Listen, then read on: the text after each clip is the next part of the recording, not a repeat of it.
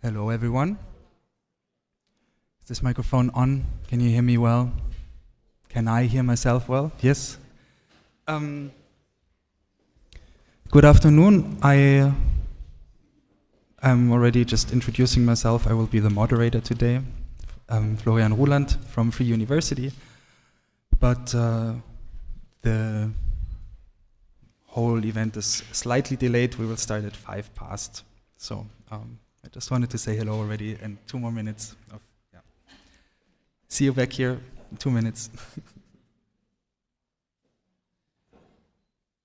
Hello, good afternoon again. Welcome from my side. But I'm not the only one welcoming you today. There will be 2 entrance speakers, entrance statements. The first one from Christoph Schneider, Vice President of Research of HU. And without further ado, I lead over to his speech. Thank you, Florian. Dear rectors and vice rectors, presidents and vice presidents, dear colleagues from our European universities' sister alliances, dear guests. It's my great pleasure to welcome you to Humboldt-Universität zu Berlin, here in this interesting building, for this special event bringing together 6 European university alliances and their expertise on climate change and sustainability transition. As a proud member of Circle U, one of those alliances, we are hosting this event together with our colleagues from UNA Europe on the occasion of the Belgian Royal State visit. I assume I speak for all of us in thanking our Belgian partners for providing us with this occasion to meet, exchange and grow in our individual and joint efforts for sustainable change. The headline for today's presentations and panel discussions is European Universities as Accelerators for a Sustainable Future. We, that is the members of the Circle U, UNA Europe, Civis, Enlight, UNICE, and YUFI, we strive to be such accelerators because we are deeply concerned about global climate change, biodiversity crisis, and the exceedance of various other of these planetary boundaries. Humboldt-Universität, for example, has set obviously necessary but also quite ambitious goal for becoming climate neutral by 2030. Alongside, we have set up a climate protection management plan and an associated climate protection plan. I believe that universities worldwide and specifically European universities are pre-positioned to lead such ways towards full sustainability. The European University Alliances in such are laboratories for new formats of teaching and research cooperation. And in these ways, we bring together scientists, students, and university staff from across the continent. I think this is absolutely important for the goals. And at regional and national level, the 2 hosting institutions, Humboldt-Universität and Freie Universität, both here in Berlin, as well as the Technische Universität Berlin and the Charité Universitätsmedizin, a medical hospital, constitute the Berlin University Alliance, another type of alliance, but within Germany, here in the region of Berlin, and share all of the before-mentioned goals as well, trying to connect science in Berlin for more cooperation, inclusivity, and transdisciplinary efficiency. All these various alliances are cornerstones for shaping a future of European higher education adequately responding to the urgent needs of our time. At Circle U, climate, alongside global health and democracy, is one of the 3 thematic pillars, which we call knowledge hubs. However, all alliances assembled here today work on initiatives related to sustainability in the one way or the other, and we will hear more of this in the next hour or so. Before we begin, let me just add a few words on this location here, which you may have noticed does not really look like the typical university setting. The Heiliggeistkapelle, the Chapel of the Holy Spirit, was built around the end of the 13th century and is one of the city's oldest remaining buildings, being part of a monastery and a city hospital in former times, now being integrated into the university buildings. Today, it is part of Humboldt Universität's School of Business and one of our representative showrooms for events as this one. It's not every day that we get a chance like this to exchange with colleagues from so many European universities, all working on sustainability initiatives, to share our ideas and knowledge, to learn from each other and get inspired. So thank you very much for being here. Let's make the most out of it and hoping for a great event this afternoon. Thank you very much.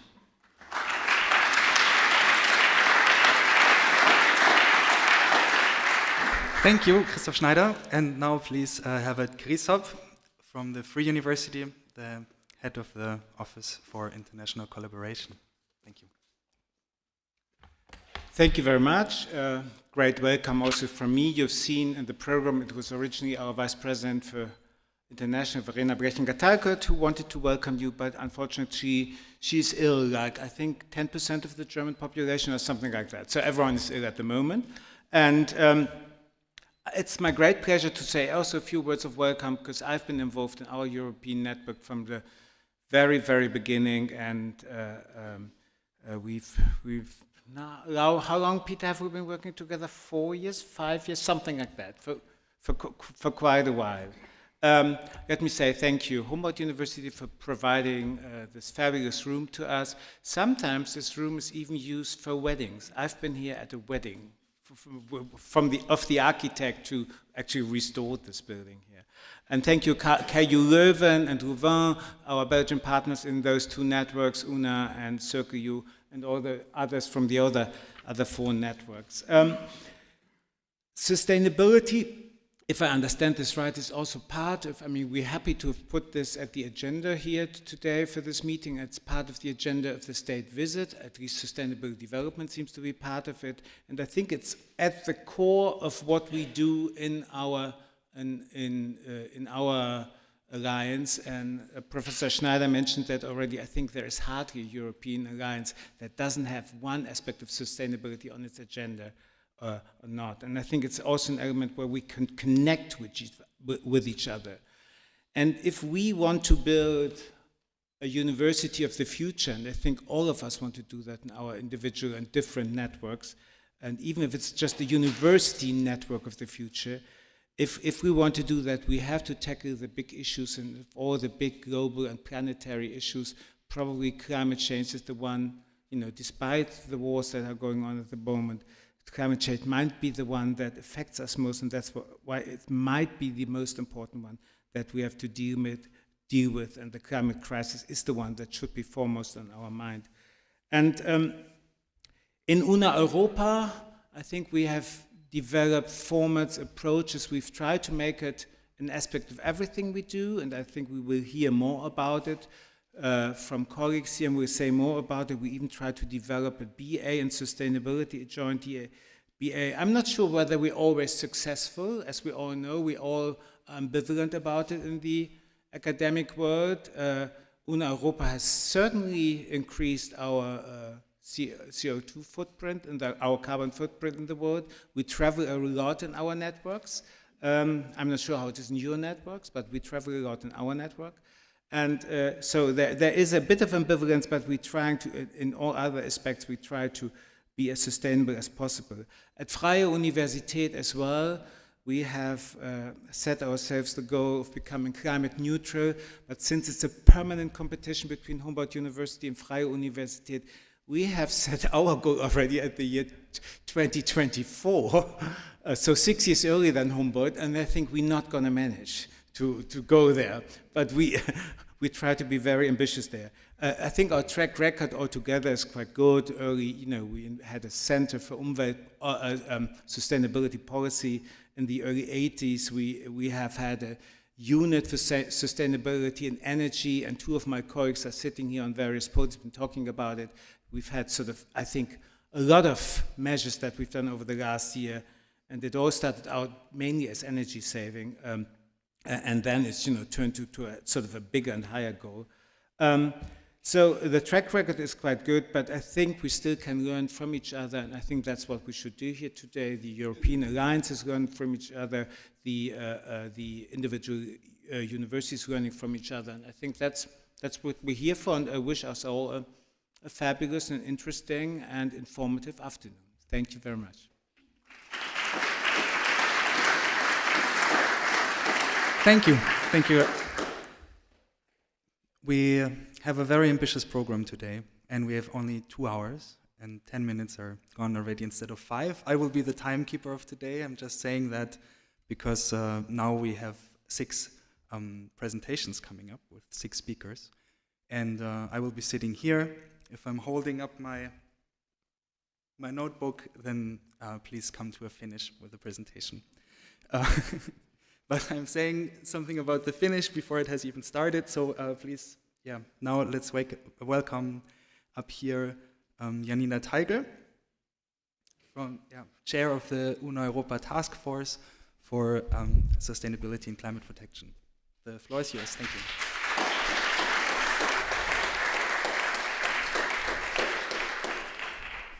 Okay, first I have to test my micro. I think it works also here, so not this one. And I have to test if I can move my slides. Actually, I forgot to ask. This one. Yeah. Okay. So thank you, and hi to everyone. And I have only 7 minutes, so of course I think I have to lower the expectations, and I won't give a lecture on governance and community engagement in regard to sustainability in higher education institutions.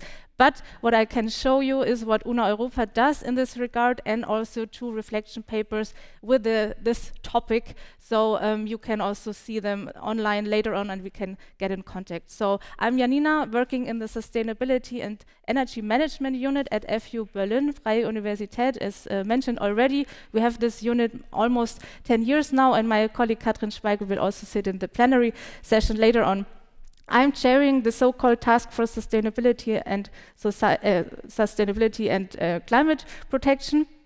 And I will present where this is in the UNO Europa universe before I come to the 2 reflection papers on the topic governance and community engagement. So we have the UNO Europa strategy 2030, and there is one institutional driver. It's called the delivering environmental sustainability, and within that, I would see the strategy. It was a bit earlier than the UNO Europa strategy, so I think it was already a driver to put this into the strategy.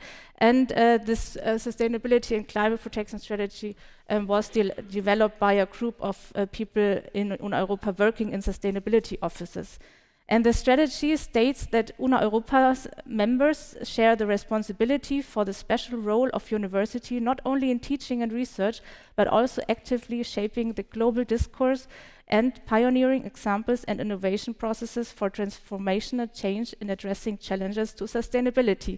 Because I think everyone knows it's not only about research and education, it's also about everything around it on our campuses. I just want to mention it because I have here the pleasure to talk first. And I show you that we have these 4 actions defined or lined out in our strategy. It's governance and community engagement as well, but also healthy and resilient communities, and operations and teaching, of course. And we defined different goals in it, but I don't want to mention them, but just you can check it out online. The link is below. And what's next to this strategy and sustainability as transversal theme in UNO Europa is that we have it as a focus area, but we have 6 focus areas, so it's only one topic besides, for example, One Health, future materials, and others who of course have also overlap, so we try to make synergies with other groups. But I mention it because FU Berlin is also championing this or chairing this group, and I'm coordinating it as well. So I'm sitting in 2 different groups and coordinating them. And these are mainly active in regard to sustainability in Una Europa. So we have the task force. Sorry, I don't know why it's animated. I forgot to change it. So we have the task force, which has mainly, I have to click everything, sorry. The task force is mainly meeting once a month and composed of sustainability office representatives like me and Katrin Schweigel, but then we also have this self-steering committee, which is more for academics to collaborate on educational formats and research projects. And we have, for example, the joint bachelor in our pipeline. We did already a MOOC, published a MOOC in sustainability. We piloted lifelong learning certificate and more. But today I want to highlight 2 reflection papers coming out of the second group, the task force, where we had a peer-to-peer workshop this year in Leiden. And we discussed about governance and community engagement. And it was a really nice opportunity to learn from each other. That's, I think, what we try to do in our alliances. And I want to, show the papers when everything is on the slide. Okay, so one was, and this is almost my last slide, I don't know about the time, but so it's this governance topic. It's a broad topic, and I know I'm not defining it right now, but maybe you have an idea of it, and I just want to highlight the learnings we had. I mean, 11 universities in Una Europa came to the conclusion that, I have to read it here, that we have to take responsibility at top leadership levels, for example, vice rectors, and ours is not here today, but we have one for sustainability. Then we have to involve multiple levels from the very beginning to bring everything together. And we have to team up with academic students and staff on an equal footing, so everyone has to be involved in decision making. Then we have to set up strategic units like sustainability offices and give them clear responsibilities and ownership for the initiative teams, and recruit and engage sustainability champions in different units. You can read that up with more information also on a PDF. You find it on our website, on the Una Europa website in the Knowledge Hub. And we came up with recommendation, and it is meant for leadership. We really try to publish these reflection papers to show our leadership and also other decision makers in universities, so please take it up, take it with you, that we need strategies and really also plans how to change universities towards more sustainability. And then money, but also non-financial resources are needed. Evidence and expertise, of course, competencies, so professionalization of our staff, and also, of course, communication and agreements. And then in the second topic in our second reflection paper on community engagement came to the conclusion that it's really about, of course, the whole community of universities to change and towards sustainable development. And we have to scale up and professionalize these bottom-up initiatives with top-down support. So both is needed. We have to connect people and make it visible and try to disseminate initiatives. So it's really what all our partners concluded. And our recommendation is again to follow the whole institution approach, and it needs incentives for people to get active. I mean, some are active because they are intrinsically motivated, but some need maybe resources to really do something. And also we can create opportunities to connect. Universities are a great, they can give great space for also trying things out, and you can also create space for inter and transdisciplinary exchange. And we have to also appreciate what is happening and communicate about it. So yeah, I'm happy to see you later and discuss more in detail, maybe also your experiences. And I say thank you and give you also the Sustainable Campus Tour here, an advertisement from FU Berlin, and hope I'm in time and excited to hear your input now. Thank you.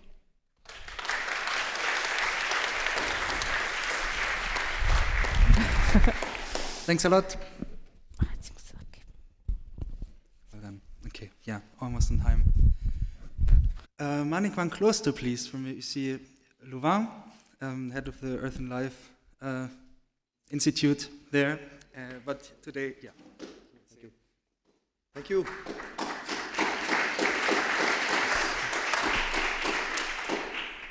Guten Tag. It's a pleasure to be here in the Holy Spirit Chapel at St. Nicholas Day. So we are very happy because we received a lot of chocolate this morning. So I will talk about what we are doing in Circle U with respect to climate. So I'm one of the chairs of the Circle U Knowledge Hub on climate, and I'm working at UC Louvain. And within this Knowledge Hub, we are, of course, working on climate issues. We know, of course, that climate is very important. I should not repeat myself or repeat what have been said in the introduction of this meeting. The evidence is there that climate will affect everything what we are doing in our world, and we need to adapt, we need to mitigate. And unfortunately, the way how we need to adapt and to mitigate is still not so clear. And so that's actually what we can do within universities. We can, of course, try to train the young people, the next generation, in the knowledge and in the things that needs to be done in order to implement the transition, in order to adapt to climate change. And that's what we try also to do in the Circle U environment. Of course, in order to do that, there are a lot of things that we can do in the university. We can train the people, we can also develop research, we can develop infrastructure, and there is a lot of agency that is needed, also human agency. We can do it in a very short term, we can do it also in the long term, we can do it individually, we can do it collectively. And I think universities, by definition universities are universal, need to do everything. So we need to develop all these actions within the different dimensions of human agency. We need therefore to develop this research, we need to develop knowledge, we need to develop also training capacities in order to build the future environment. That's what we try to do in the Circle U environment. And the way how we do it is in a very, let's say, a little bit structured, but also a little bit organic way. The first thing that we have done is to see what is the potential of the universities who are involved in Circle U with respect to this kind of skills and competences that are needed. And if we are looking to that, then we were really surprised to see that we have nearly 180 laboratories, teams, departments who are working on climate change already in all the universities that are involved in Circle U. And if you are looking also to the scientific productivity of these teams, this is really very important. Last 10 years, more than 10,000 papers were published with respect to climate change. And so if you do this kind of web analysis, you see also how the different countries of the Circle U Alliance is actually collaborating on that. What we are actually trying to do after the mapping is also to implement some activities, and so it is a little bit organic. So what we've done is we organized summer schools, we organized training for practitioners, we try to set up already some transdisciplinary and interdisciplinary research thanks to seed funding programs, and we try to set up also some joint initiatives projects with European support. Now, in order to illustrate the way how it is done, for instance, summer schools is not only targeted to PhD students, it's also targeted to bachelor and master students. We will just show you a video of the summer school that was organized, for instance, last year, or this year here in Berlin, dealing with climate change, communication and policy making. So, some buildings.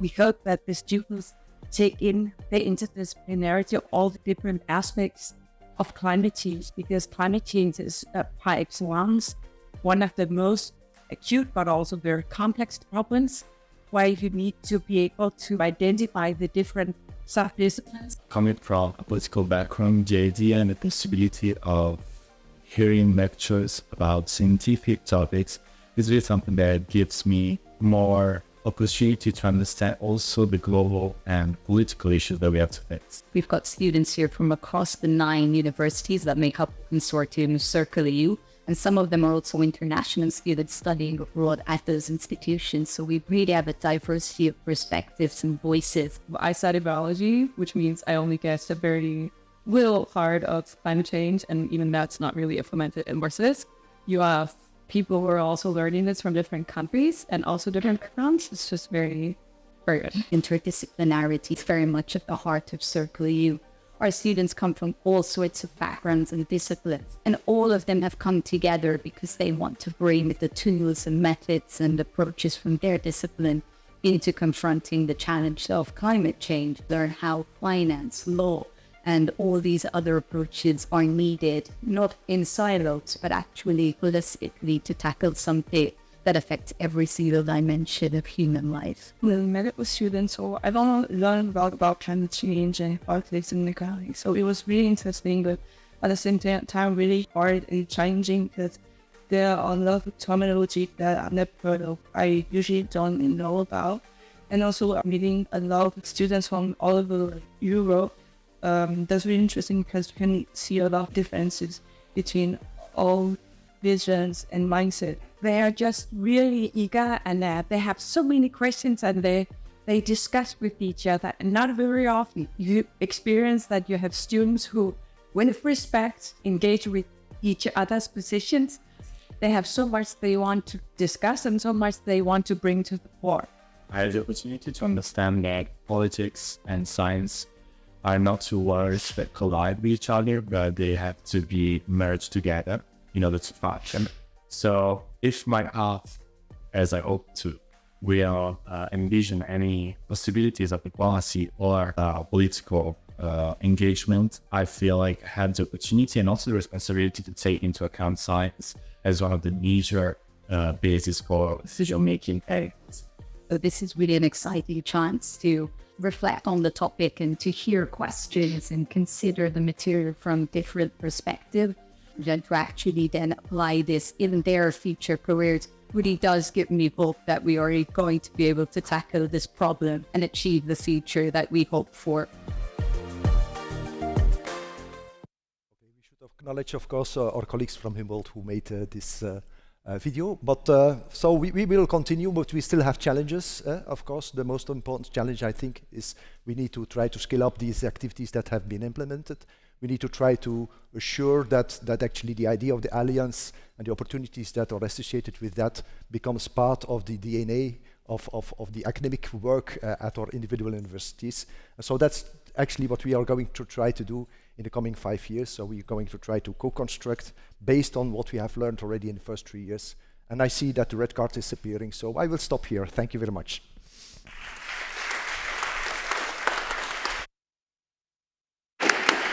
Thank you, Manik van Klooster. And I'll just lead over to Anne Weyenberg, Vice Rector for International Affairs in the Université Libre de Bruxelles. Please, the stage is yours.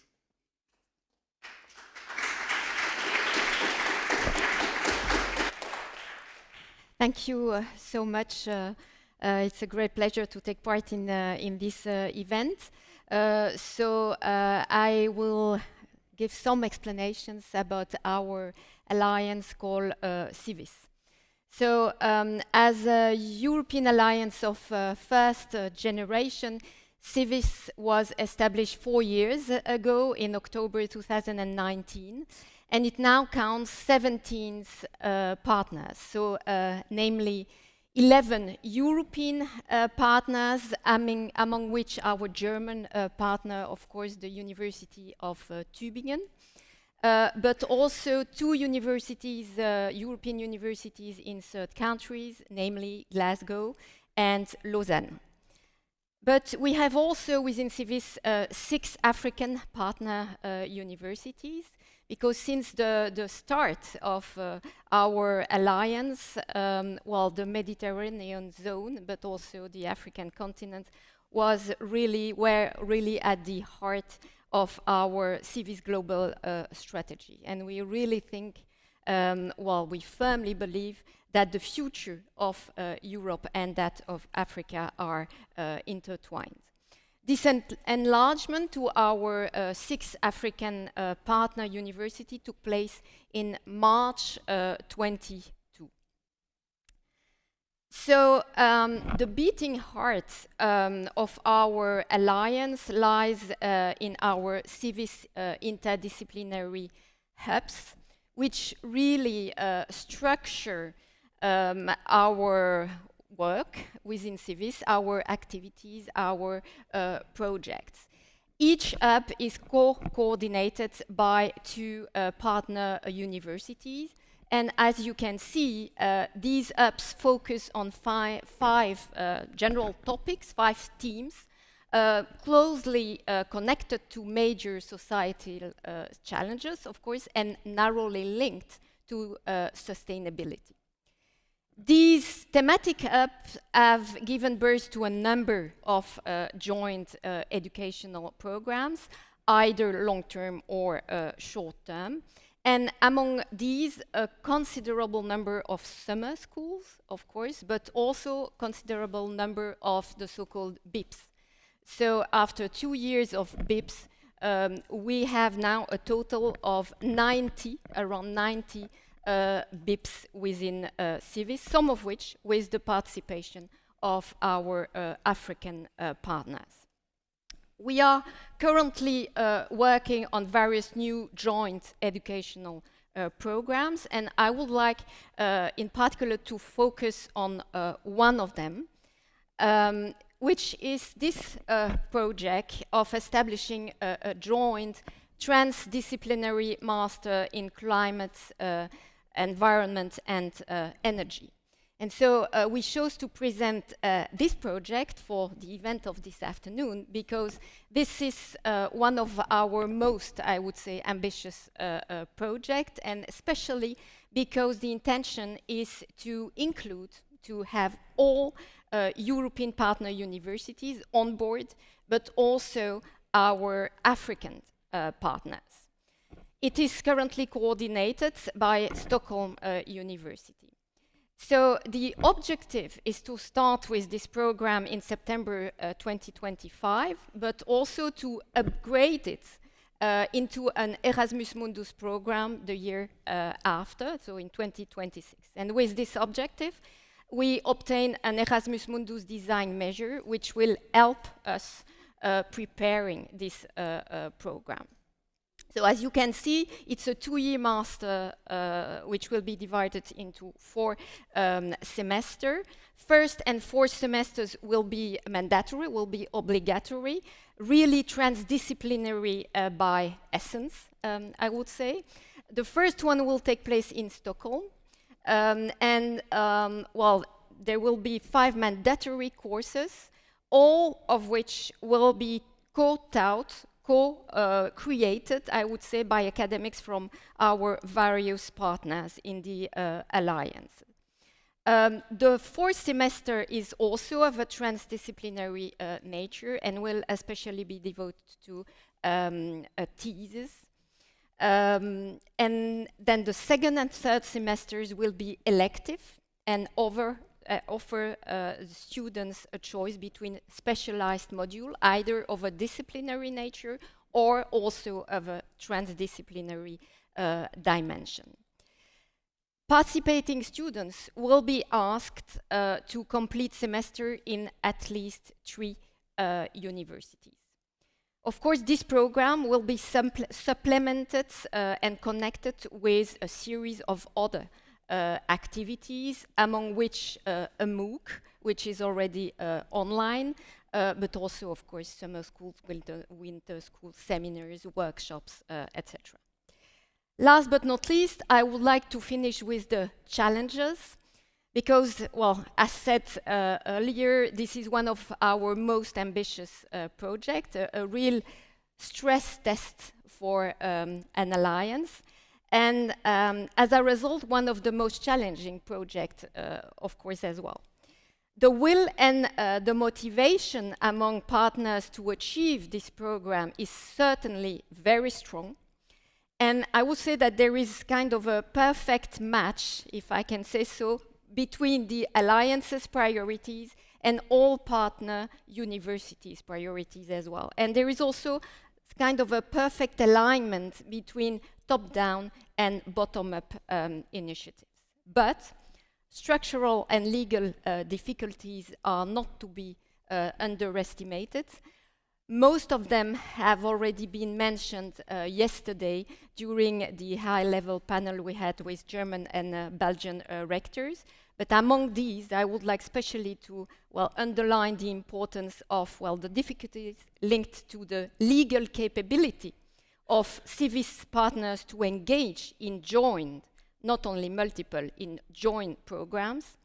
The administrative and legal difficulties linked to the obtention of the needed authorization to launch or take part in new programs according to the various national legal frameworks.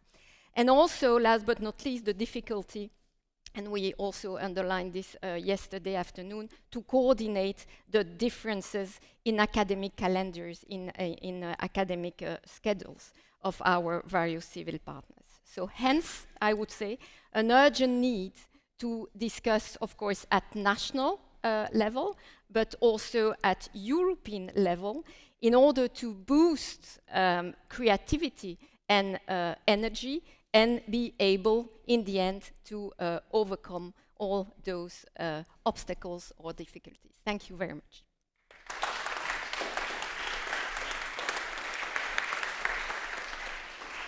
Thank you very much, Anne Weinberg. We are excellent on time. Thank you to all the speakers so far already. Next is Marco Lange, the head of the Green Office of the Georg August University in Göttingen, talking to us about a very special musical project.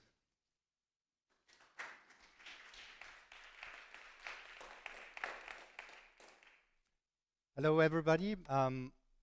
As already mentioned, my name is Marco Lange. I'm head of the Green Office and coordinator for sustainability at the University of Göttingen.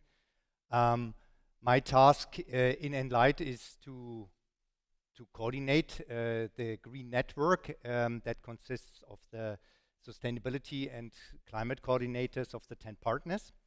And we have brought you a sustainable case example and highlight one of our challenge-based courses, or share with you one of our knowledge creation activities. But instead, we choose an example of an outreach activity to create broad awareness on the impact of climate change. The Enlight concert, The Four Seasons in Climate Change, demonstrates how arts and cultural performances are important vehicles to raise awareness. Further, the project shows how research and culture can come together. But wrong button. The big one, okay. But before I share with you a few insights of this example, I would like to briefly present the partners of Enlight. The European University Enlight consists of the universities of the Basque Country, Bordeaux, Bern, Bratislava, Göttingen, Ghent, Groningen, Galway, Tartu, and Uppsala. Here are some key facts of our project. So Enlight researchers provided scientific insights on current and projected climate data and already visible consequences of climate change on flora and fauna. Mark Barden and his composition class of the Detmold University of Music used this data to adapt Vivaldi's The Four Seasons.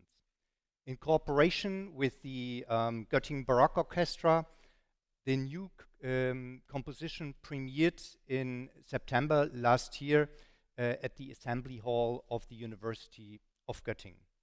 In between the four movement sets, scientists explained the influence of climate change on the seasons, and the composers provided explanations of how these scientific findings were taken into account in the development of the new composition. Now I would like to show you a short video clip so that you get at least some impressions of the music and listen to some involved persons.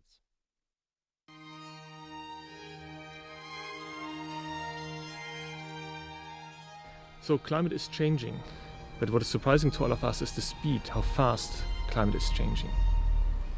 Climate has always been an inspiration for musicians, for composers, for artists, for writers, and The Four Seasons of Vivaldi is probably one of the most well-known examples of this inspiration. So we were wondering how this music would sound in the light of the climate change that we see in the recent decades. And we asked the question, how would composers of today create music that consider the recent climate changes. And we are really happy that we were able to get on board Professor Mark Baden from the Detmold University of Music and his team to compose new music for this project.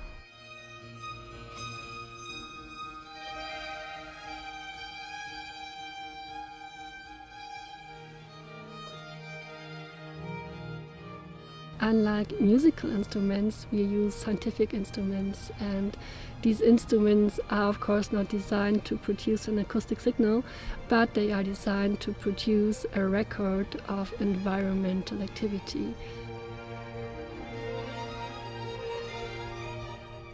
That's what's been fascinating about this project, is working with real scientists who are doing deep scientific research on the subject of climate change and thinking about how we as artists can respond to that. The data has been fascinating for me to look at, but it's all really bad news. It's really bad news. We scientists, we have a very complicated way of communicating. So I always think we need new ways of communicating, so that really making it understandable for the general public. And I think music is one way of doing that, definitely.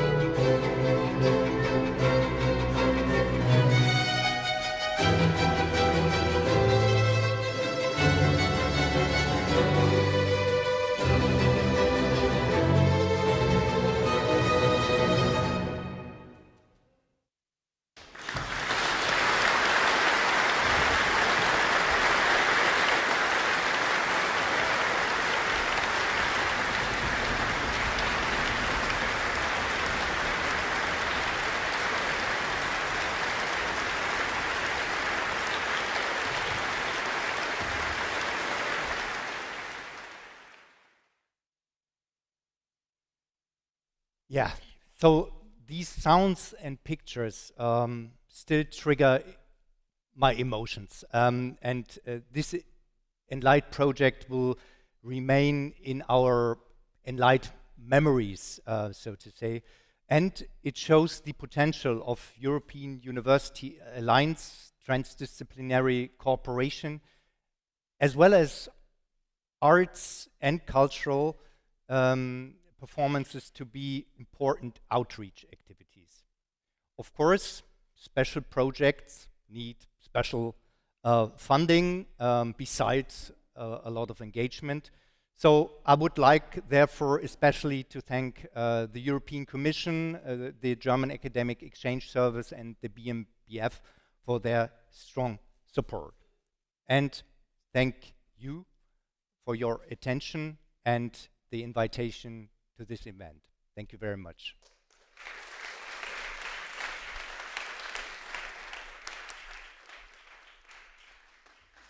Thank you, Marco Lange. And thank you for this moving video as well. Next, we have Daniela Schoop, the Brandenburgische TU, and Eunice, or EU Nice, presenting a PhD Summer School for Sustainability.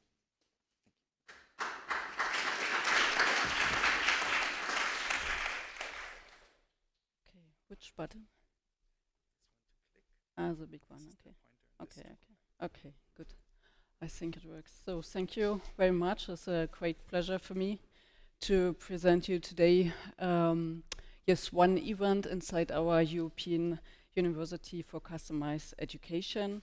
And inside this project, we have got a sub-project. It calls Reunies. And yes, my name you can see there. And at the beginning, I like to show you which partners inside our alliance. And here you can see it starts in the north with Finland and goes down to Poland, Germany, Belgium, and France.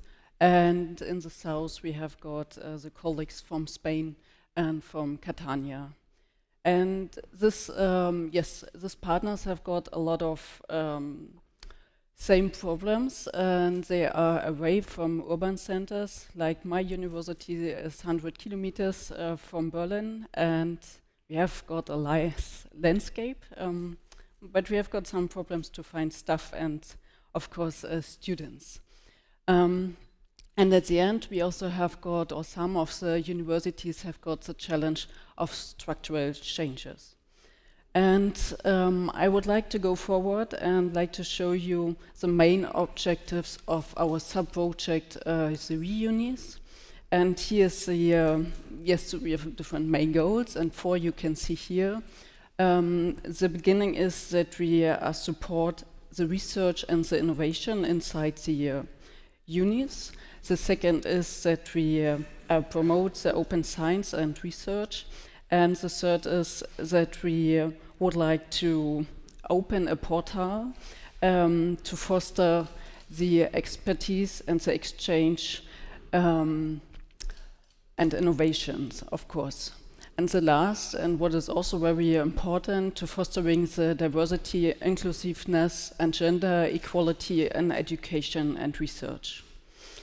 And now let me come to my main focus of the day. Last year we held a first PhD summer school in Catania with the title of Sustainable Science. And for us it was very important to include the, the problems what the students have.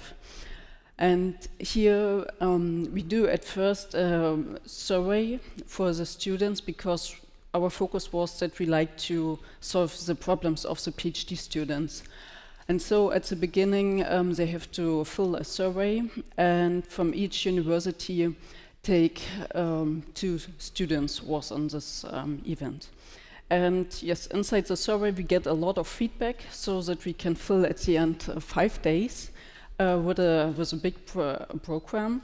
And inside the program we start with a fundamental definition. The second, what was very interesting, because we are looking forward how we can cross-link the sustainable science with artificial intelligence. The third and fourth day was, yes, take part for the transfer skills. And the last day we look, okay, how we can find practical examples. And at the end, the main focus was, okay, what can be the outcomes? And of course, we find that that the students learn about a lot of multidisciplinary, multiculturalism and multilingualism experience. And of course, they deepen their knowledge inside this field.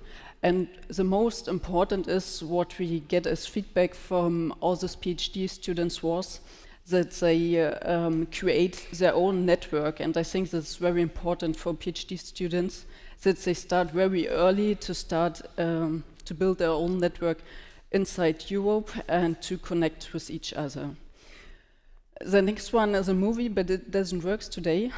Okay, some technical problems, but I think you will find it online. And here you can find some feedbacks from the students about their experience during this PhD summer school. And if you have got further questions, I show you here some links. You will find it online, or when you Google under unis or ReUnis, and you can stay also in contact with our vice rector of the Brandenburg Technical University, and also with my colleague Adriana Handrig. And I hope I'm on time, and I thank you for your attention.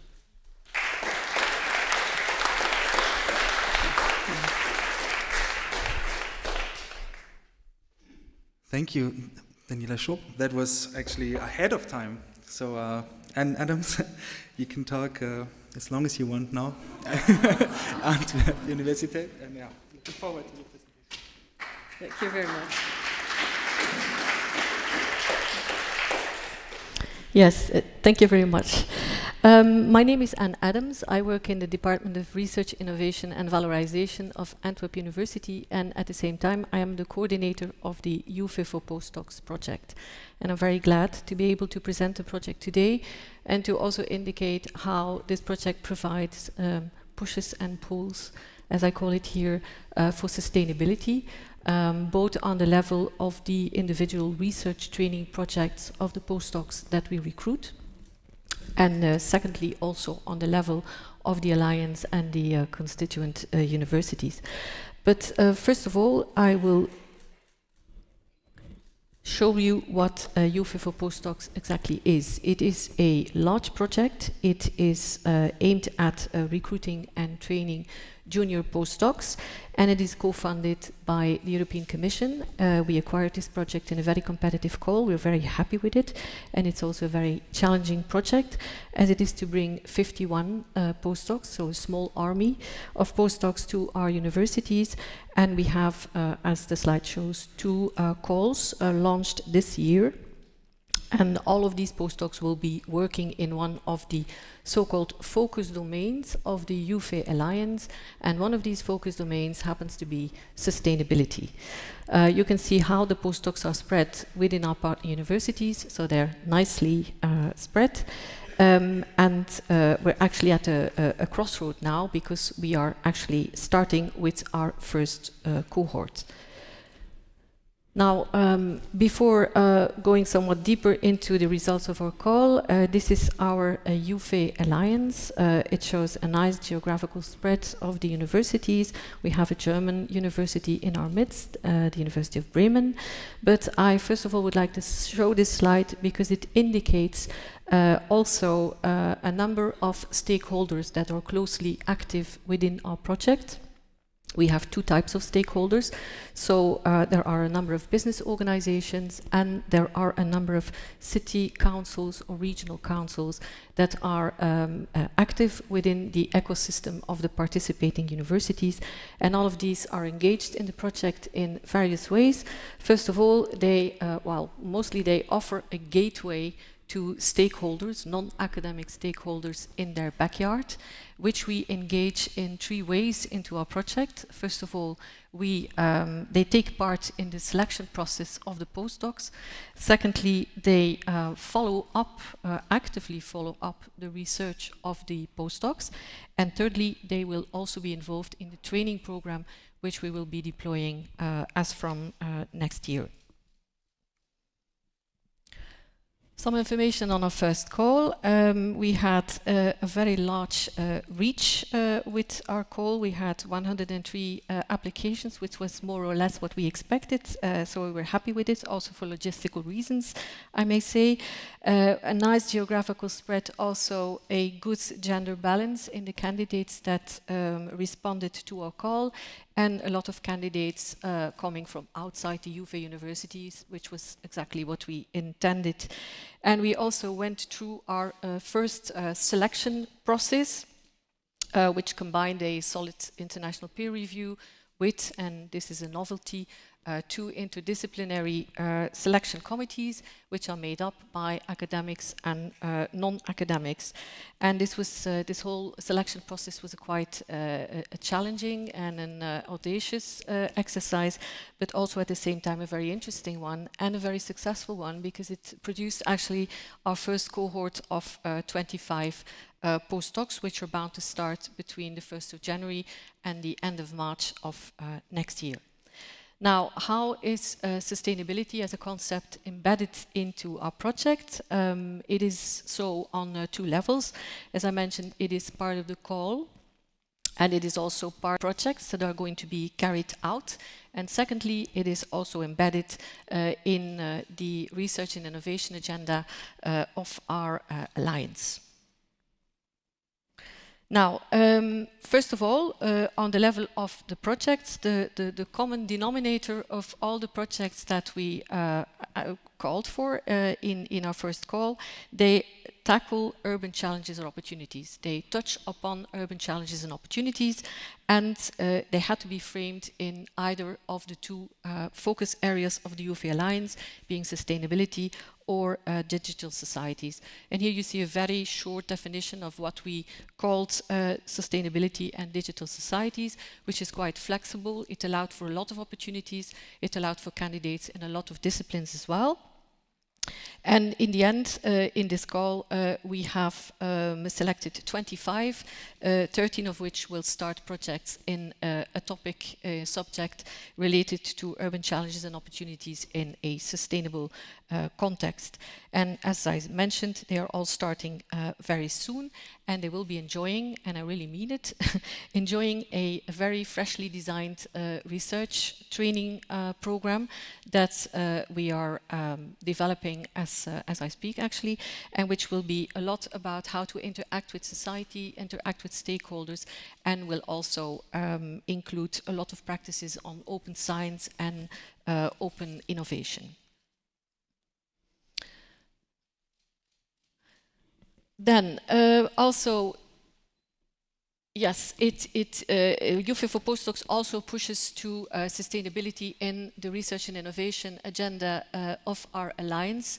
We call it a lighthouse. It is a project that is very visible and very practical also as well. It's also actually designed to win the heart of our academics, because the UFA Alliance and an alliance in general is very much, let's say, steered from an institutional level. And with this project, we really wanted to engage our academics into the heart. What we want those postdocs to do, so we're going to treat them well, but at the same time they are instrumental for a mission whereby they are to act as vectors to either initiate or develop research collaboration within the alliance, and as such create, hopefully, a sustainable research collaboration between our universities. And it is also a project that is also to create sustainability for the research and innovation agenda itself. So the project stands on itself. It has its own governance structure, but at the same time it is very much entwined in how the alliances work. So that's also on the radar of our rectors that come together in the strategy board. And all the communication activities are also being deployed in the context of the alliance. So it's not piggybacking on the alliance, but it is nicely integrated, and we try to make it work from a synergetic point of view. So also this training program is also going to be used, so we're going to develop it for this first cohort of 50, but at the same time it will be reused, so to say, so that's also sustainable, for a larger postdoc community within our universities. Just to give you a flavor of the variety of subjects that are being studied, this is just an overview of part of the projects that are selected under our first call. As you can see, it's a lot of variety. We have postdocs in technical sciences, we have postdocs in social sciences and humanities, and we want to bring them together in one cohort so that they learn from each other, and this will be done in the context of this training program. Okay, this is it. I think I'm quite in time. I thank you very much for your attention. If you want to learn more, there is information available, and I'm here also to listen to your questions afterwards. Thank you.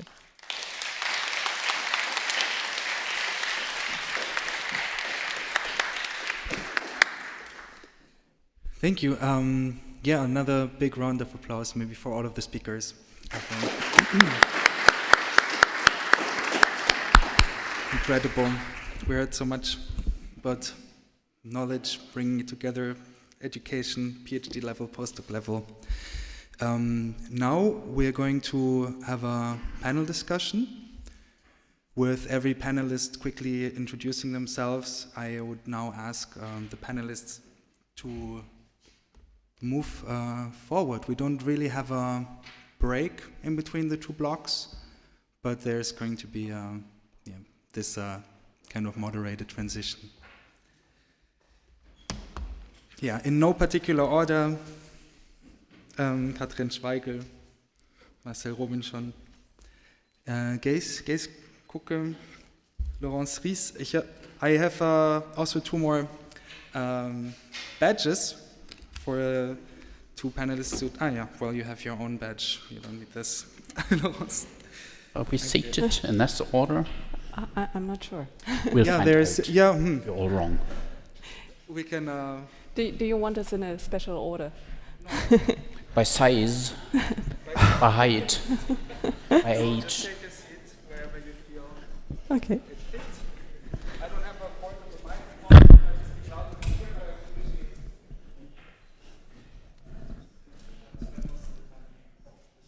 Florian? Yeah, but there's a microphone.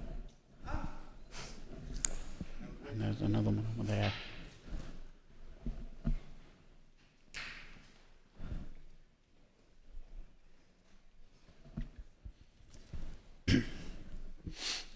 Is this on? Yes, it is. Fantastic. Okay. Even better. I won't have to stand behind here this council then. Peter Lievens, thank you. Hello. Françoise. Okay, yeah. If you want, please take some water. We will be here for a while. If you want to moisten your vocal cords. Yes, the beginning is maybe really what we called an introductory statement, but just a small hello from your side. You can quickly say who you are, and then we will start with guiding questions for the discussion. So maybe we just start from from right to left, from the audience perspective. So yeah.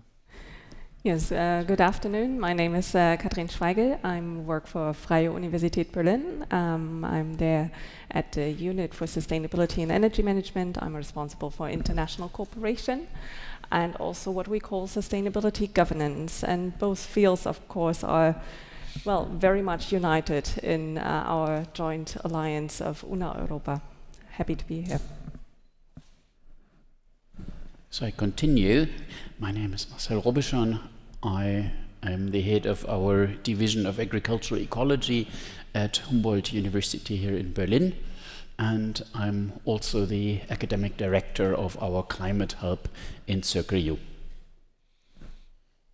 My name is Gijs Koeken. I work for Ghent University. I'm here in the capacity of secretary for the Enlight Alliance. And I have no background in environmental sciences nor in earth sciences. I'm here to share what we do in Enlight from a bird's eye view. Hello everyone, so my name is Laurence Ries from the University of Mons, and I'm Vice Rector for International Affairs, and I'm here to talk about UNIS initiative in terms of sustainability. Thanks. Hi, good afternoon everybody. My name is Peter Lievens. I'm Vice Rector International Policy and Interculturality of KU Leuven, and I'm here as coordinator of Una Europa. And I'm François Hendricks. I'm a professor at ULB in Brussels. I'm a member of Civis. I'm a member of the steering committee of Civis. And I'm actually stepping in for my colleague, Professor Karin Amos, who's Vice Rector for Education at Tübingen University, who was to be with us for this panel, but who had to cancel. So I'll be representing Civis in her stead. Thank you. Thank you to everyone, and maybe a warm welcome to all the panelists.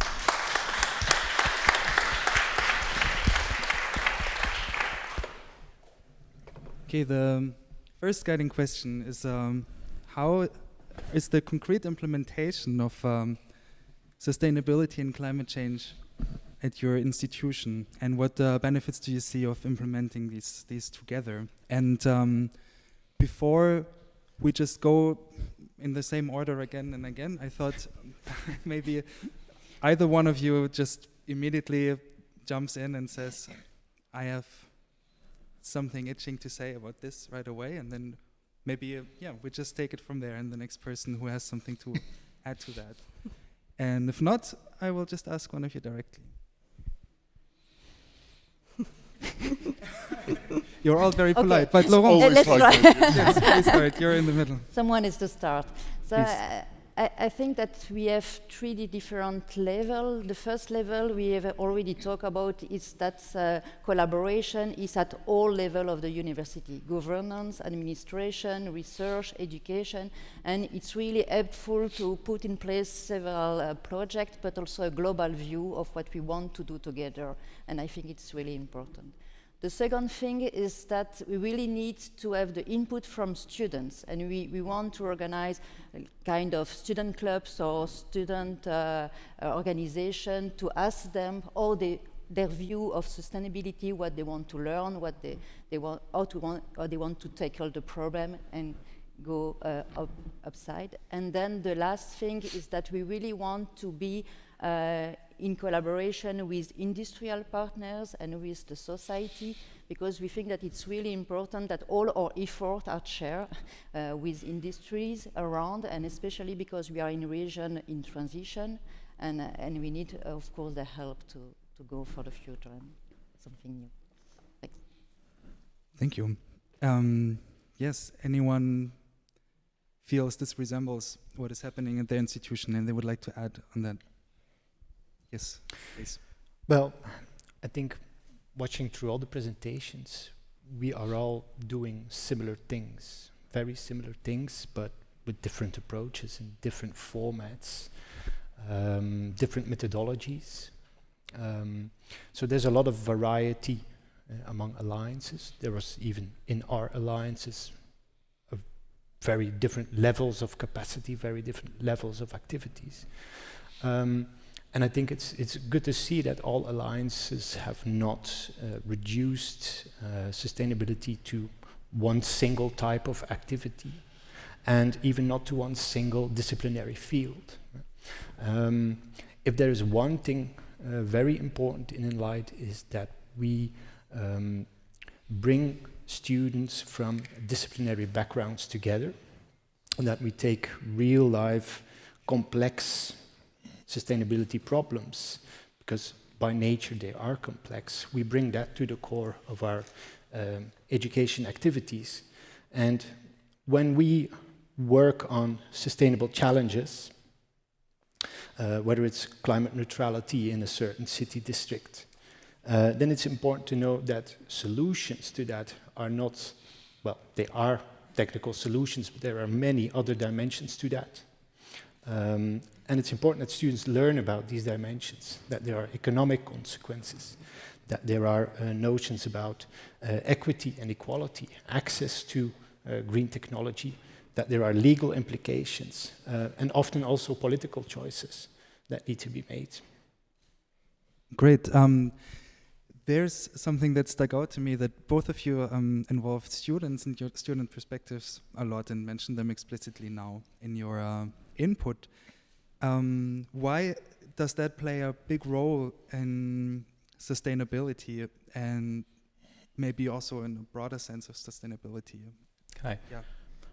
I think sustainability is on the top of everyone's agenda, not by choice, but because it's a sign of times. And so no one would challenge the importance of deploying ourselves and playing our part in making our society more sustainable. What we might still not completely understand is how the current young generation feels about this. We tend to have a representation of young people today being very motivated, understanding what's at stake and what to do about it, because we see them in demonstrations and in very visible context. But if you look at what sociology tells us, actually it's not so widespread as we might think. It's not unanimous. Not every young person today feels that way. So this makes our role as educators, of course, very important, not just to make them sensible to that, but to accompany them, to show that they can do something about it and help them decide what they can do about it. What is a sure sign of the times also is that young people feel they lack agency to change the world. They don't like many of the aspects of the world they live in, and they are frustrated because they can't do much about it. It's up to us to show them the way and show them ways that they can make a difference. So that's for education, of course, because we're universities that connect with research, and we must do so much about research and sustainability. But also you add to that the fact that as institutions, each university individually is also struggling to make itself more sustainable. And then our alliances as such can also make themselves so more sustainable. So if you add all that together, institutions, alliances, students, education, and research, there's only one way to do that. And I think that's also reflected in many of the things we heard today, is that you need all these to synergize together. You can't treat this separately. You need to find ways to do things which will act and influence and help with every one of those aspects. And that's the only way to synergize and to get somewhere. And I think the alliances are the perfect tool to do that. It's not an additional layer of complexity. It's a wonderful tool to be more efficient in doing that. Thank you. Yeah, you had your hand raised. Yeah, I really join all the comments that were given already. In Una Europa, we call this a whole university approach, a general approach involving all aspects of the university and of course also the dimensions of our tasks as universities.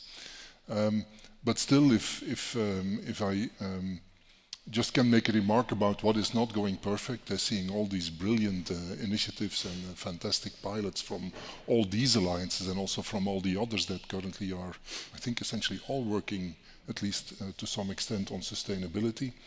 We still have a challenge. We still have a way to go because all these initiatives were targeting and reaching only a very small fraction of our student, staff, researchers' body. So we have a long way to go there, and I think this is really what we have to work on, all of us together. If you think about the number of students that we have in our universities, for Una Europa alone, it's over 500,000, and I think it will be similar for the other alliances. So that's several millions, and we all need to educate them somehow, students, on real facts about sustainability, on possible solutions, on research modalities that eventually will come up with solutions that are not yet discovered. At the same time as universities, we also should try to influence the broader societies through all our outreach activities. Concerts are fantastic, but there is much more to do there. And yeah, there's a lot of work to do. And now seeing the breadth of all of these initiatives that we are developing, scaling up is going to be much easier if we join forces. Yeah, totally agree. I walked over here as maybe a psychological trick to involve this side of the Excellent. Yeah, just to echo that maybe, I think what Peter Lievens just mentioned is that it really reminded me about the leverage that our alliances can also have, because we're here very much working focused on developing new and innovative programs, which then can also evolve into becoming integrated into our general teaching, into our general research, and also by looking at sustainability at our institutions, we can provide a space for our students to breathe and live sustainability while they are being on campus. And I think that's really important as also as an indirect outreach activity to mobilize the 7 million that we are talking about. And so I see a huge potential for what we are doing in these alliances also to reflect and inform further initiatives. Thank you. Yes. Yeah, the last amendment, just to qualify, but or clarify, but maybe also phrase a small added up question to that. It was mentioned that education plays a great role because, yeah, the young student community is not as homogeneous as it sometimes appears, but also students' perspectives were included. And it was at the same time mentioned that students often may fear or feel that their perspectives are not included in decision making. So this education is a top-down tool, but I was also going a little bit for the bottom-up inclusion of student perspectives that you were mentioning. So is there another comment about that from the group? Maybe you raised your hand a little bit. Yes, of course. So at least in Una Europa, we have a student board that meets on regularly on different topics, and they also decided to look at sustainability very closely. So we also, and they also raised the critical questions. I mean, it was mentioned beforehand, there's a lot of travel going on in these alliances, and also our students, I think 2 years ago, picked mobility and sustainability as a topic to discuss. And also keeping also the executive leadership on their toes when it comes to such issues and to discuss them and also to reflect them in the strategies of Una Europa. So I think that's important aspects that students can bring to the table here. Great, cool, thank you. We'll go over to the next general topic question, which is your experiences, concrete experiences from collaborating across universities and maybe across countries most of the time, I guess. And maybe you have stories to share, experiences to tell where you inspired each other, learned something, there were synergies, saved time maybe just developing a project or a program. Yeah, Marco, would you have something to share about that? Well, certainly the international collaboration is for all of us, I would say, almost an everyday thing. But in a university alliance, it is different because we are not only doing research, we are not only doing lecturing, teaching, and so on, but we are striving for building something new. We are striving for building a university of the future, or universities of the future. And I think that is a wider task or a larger task, which I find very exciting. And in that process, you, of course, experience what a university of the future might be in your colleagues' eyes. Like, how does a colleague who might come from a related but different academic culture see that aim? And I find that very rewarding, because I don't think that I would be as excited about it if that university of the future was just a copy of the system that I already know and that I'm familiar with, but I assume it will be something entirely new. So I'm very curious to see that. All right, yes? I would say in my experience after years of hours of meetings, and I actually thought about that, what does this bring to our project? I think this is basically 3 different situations, and sometimes in the same meeting. There are cases where clearly the diversity is a clear asset. You hear points of view and ideas which you hadn't thought of, which might be specific to a particular context, and that complementarity sort of broadens the discussions and brings up creative solutions. So that's the best case scenario. There's also a sort of a neutral scenario whereby you forget that people are coming from different countries, different cultures. It's as if we were like one academic community. We all speak the same language and we all seem to be on the same basis. So that's easy, but not much richer than if it wasn't an alliance. And then there are those cases, I have to be honest, where the diversity is actually an accumulation of layers of obstacles. And that's particularly the case when it comes to legal frameworks, administrative burdens. Then everyone raised their hand to add a problem to the pile of problems. Then that's when you think, was it really a good idea to have 11 universities around the table? And so the combination of the 3, I think when you add the plus and the neutral and the minus, I think, I know what your experience is. I think clearly the sum of that is clearly positive. I mean, there's the quality of the creative ideas that come out of that diversity are really worth everything else, I think. Yeah, I couldn't agree more. I think this is a very good analysis of what is happening now in Europe, all over Europe with the alliances, and I think also beyond, because universities who are feeling left out and are not yet integrated in the alliances are also trying to find their way in collaborating, and I think we as alliances are also very open to collaborate with those universities. But for me, the most important aspect is the interplay between the 3 types of encounters that we typically have in these alliances, and in particular the third one. So complexities, things that seem like impossible to solve.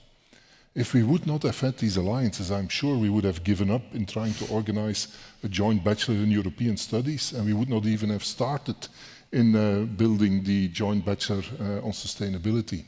But if we then see the success of these programs, for those who are not informed, the joint bachelor on European studies started last academic year, is now in the second the second cohort of students is running there on 4 campuses simultaneously with 8 partners involved, and now having something like almost 600 students in this interdisciplinary topic. And the same will happen with the bachelor soon, with the master program that we heard about. So all these hurdles we overcome by sitting together, by creating this future university atmosphere that I sense in all of the alliances, a sense of belonging, but also an ambition to do more and to do better what we see as important steps forwards in higher education in Europe.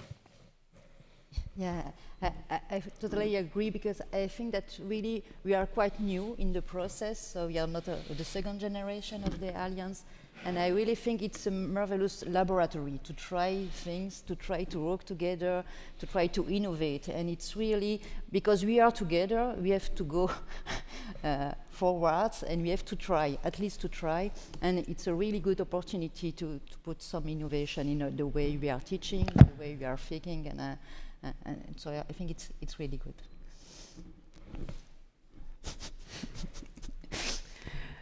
Maybe just one observation from our alliance again on how the topic of sustainability also evolved. I think that's very interesting. I was fortunate enough to join the delegation back in 2018, where we first discussed how the focus area of sustainability should look like. Then it became there was identified the need in this consortium of universities to look at the institutional responsibility of sustainability. So we had the task force in addition to looking at research and teaching. And now in our second generation proposal, we had another evolution of the topic in becoming a transversal theme which diffuses into all the other focus areas. And so I think this is also what the dialogue with the different partners made happen. And I think that's very worthwhile also to look at how topics develop within the alliances. Yeah, great. Thank you. It was already mentioned that there sometimes are also challenges in these collaborations, or structural hurdles to overcome maybe. So towards the end of the panel discussion, we maybe speak a little bit about those, but then we end with the positive synergies, because we don't want to end, of course, our discussion with negative aspects. So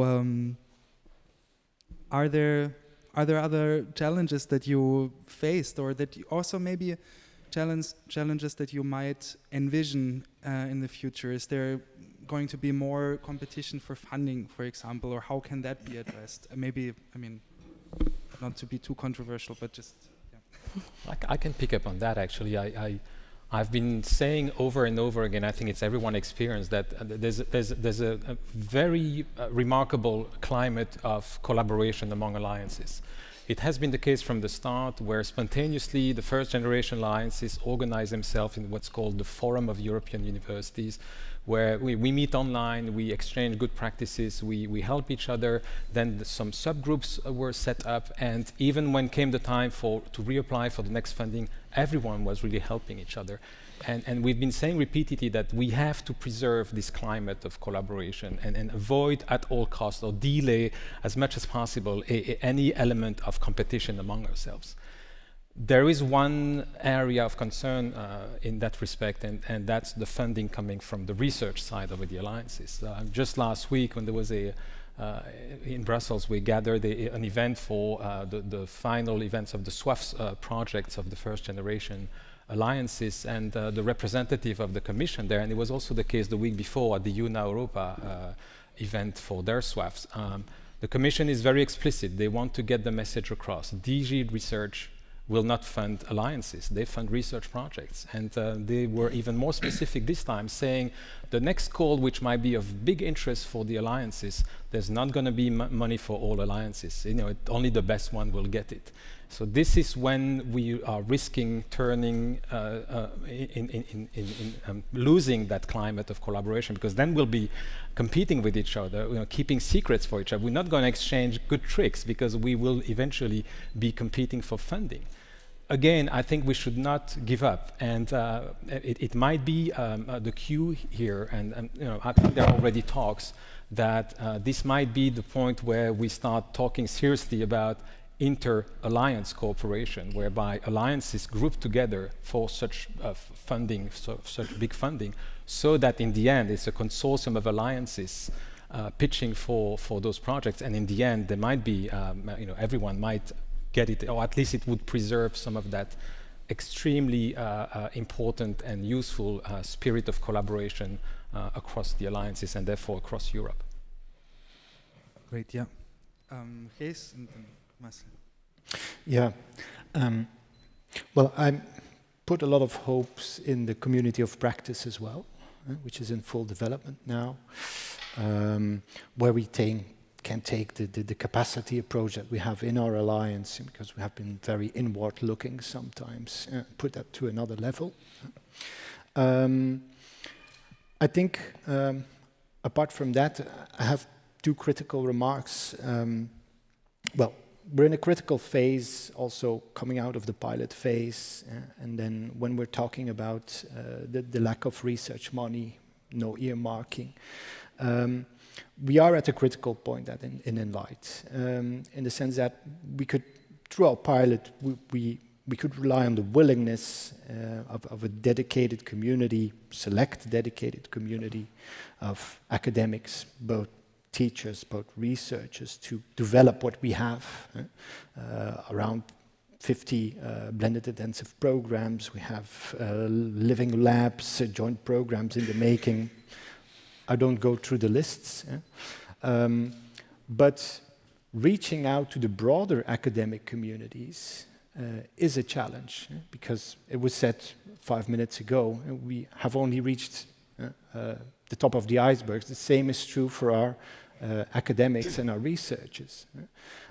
Research is not confined by the limits of our alliance. The academic networks are not the same as our alliances. But we hope with value creation that our alliance opens doors that would otherwise be closed. We see also an important role in these academic networks to disseminate what we have achieved in our alliances, because community of practice, again, is looking at the happy few, the 10% of the higher education institutions that are involved in alliances.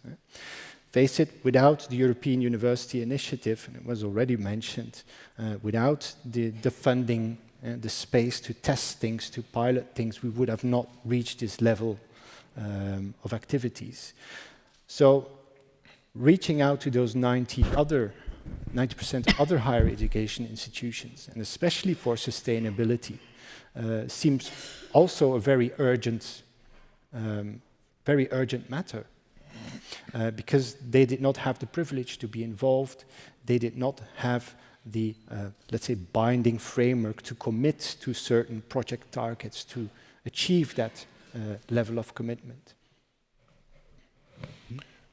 Yeah, if sorry. Is it okay? Oh, please. Okay. Okay, then I will talk. Sure.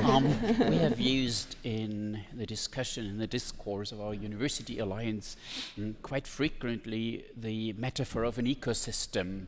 And talking about competition, I think this metaphor carries quite a way as well. And we have seen in the presentations that each single of the alliances has its own character, and so I believe in the long run, the longer they exist and the longer they work successfully, the more they will find their individual niche that they work on, and the more defined the individual character will be. So I believe that in the process, the alliances will not really compete against each other because they will have their own focus.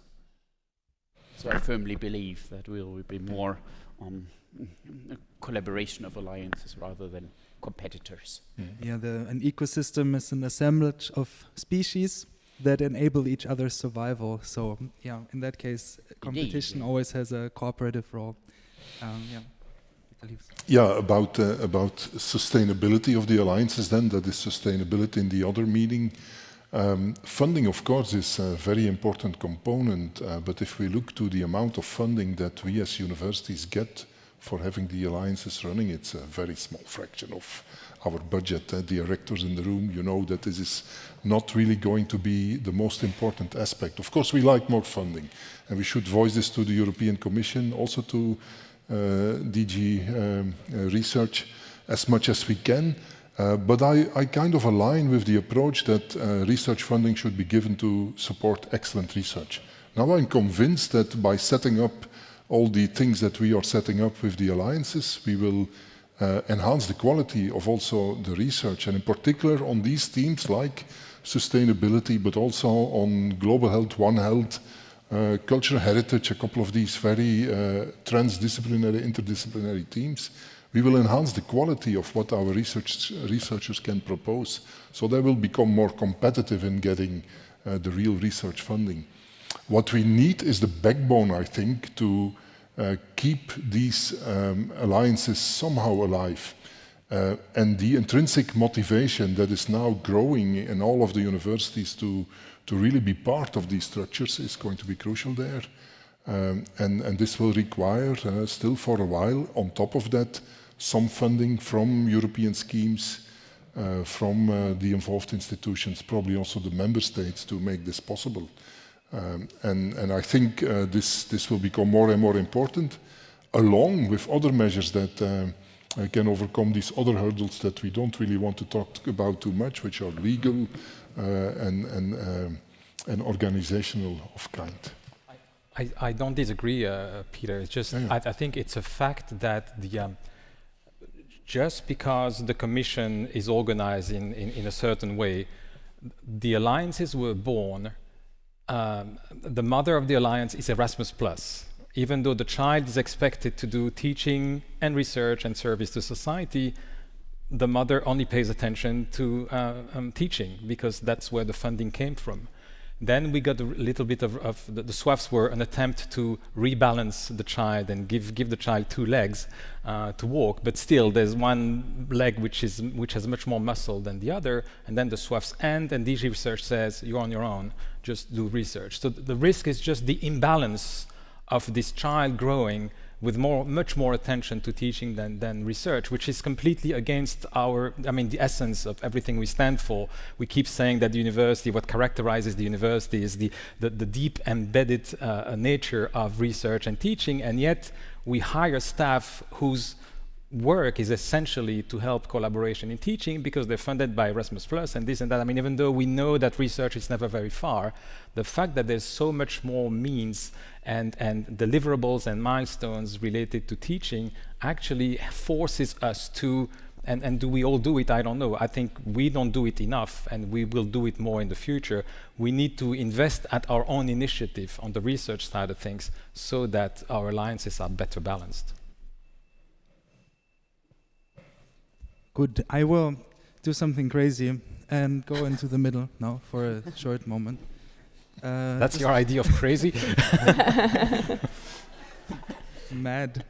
And I thought, because we are actually very good on time, and that's amazing, but at the same time, there's still maybe questions that people in the audience have or comments that they would like to raise. And I thought there's an opportunity for that as well.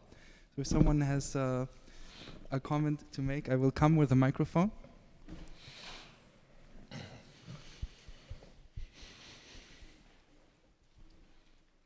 Thank you for this interesting panel discussion. So I'm a state-of-the-art postdoc, right? And I want to understand, I saw all the videos that were shown and the presentations given. like European universities as accelerators, what do you exactly want to accelerate? You want to accelerate teaching, you want to accelerate research, you want to accelerate, let's say, the skills of the young workforce that we have at the university or research labs, whatever. What you really want to accelerate. And then what is, let's say, the university of the future? If I have a quick observation, can there be a university of the single market, at least, where you have maximum representation coming from, let's say, Eastern European states, which is completely lacking on whatever alliance network you have? So anyone can comment, please. Thank you. Can I start? It's actually a very relevant but also very classic question. And we you know, what are we trying to do together? Well, the first thing I usually say to that is that university alliances are not an end in itself. We're not trying to do alliances for the sake of doing alliances. They are a means to an end, and that end is actually to be better universities. So we think that together we are stronger for a number of things. And so we classically say there are three things we can do as an alliance. One is we can do better things we already do, but by doing it together we do it better or more efficiently. That's the first goal. The second is that together we can do things which we could not do alone, because they are too big, because they're too complex, and a lot of the things you saw in the early part of the session was about that. Things which we can do together would have been really hard to do alone. And the third thing, which is usually not so much looked at, is that together we can preserve things which might, be in danger of disappearing if we were on our own.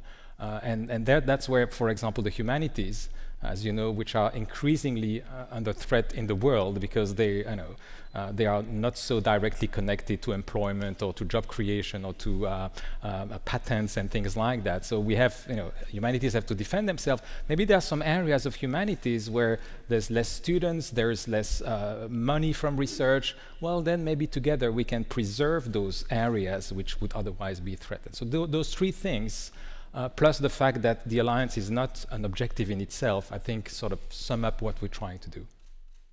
I mean, at least at Civis, with you guys. Not only at Civis, I think you're absolutely right, and in particularly on this field of sustainability, from the onset, us as first generation alliances, but also many others, we saw the need for really investing much more as universities in sustainability and climate change, because we see what is happening. Evolutions are not going fast enough, so we really need to accelerate there. To just give one example, which I actually wanted to save for my concluding remarks, is what we just heard in the beginning, that two competing universities or collegial universities in Berlin are setting targets to be faster than the other one. So we really should hunt each other in reaching goals that we all set together as fast as possible and as high quality as possible. And for that, we really are, I think, making a difference in several fields.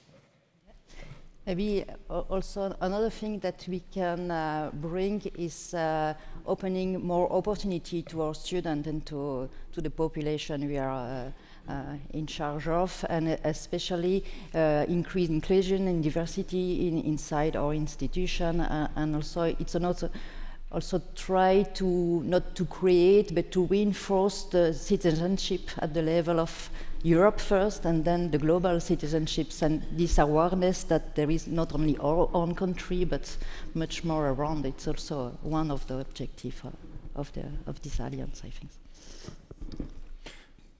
Yeah, it's about creating more opportunities, but also lowering the barriers for our students to have an international learning experience.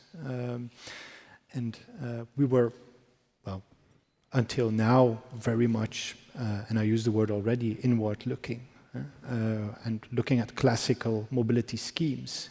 Within 3 years, this whole mobility paradigm, also helped a bit by the pandemic, has entirely changed. That is for the range of opportunities for students, but also we're looking at the skills of students.